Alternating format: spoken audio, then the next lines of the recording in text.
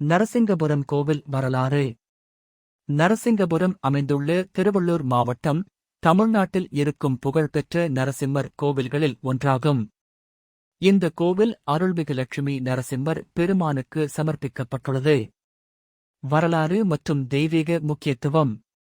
இந்த கோவில் பல்லவ அரசர்களால் உருவாக்கப்பட்டதாக கருதப்படுகிறது. பின்னர் விஜயநகர பேரரசர்கள் மற்றும் நாயக்கர்கள் காலத்திலும் இந்த கோவில் பராமரிக்கப்பட்டது. திருவள்ளூர் அருகே அமைந்துள்ளதால் பக்தர்கள் பெருமளவில் வந்து கொள்கின்றனர். இங்கு மகாலட்சுமியுடன் சந்நிதியில் இருக்கும் நரசிம்மர் மிகவும் சக்தி வாய்ந்ததாக வழிபடப்படுகிறார்.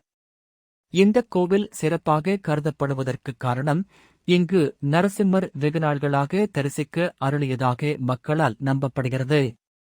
மேலும் பல பக்தர்கள் தங்கள் நோய்கள் நீங்க, குடும்ப நலன் பெற, தொழில் வளர்ச்சி பெற நரசிம்மர் வழிபாட்டை மேற்கொள்கின்றனர்.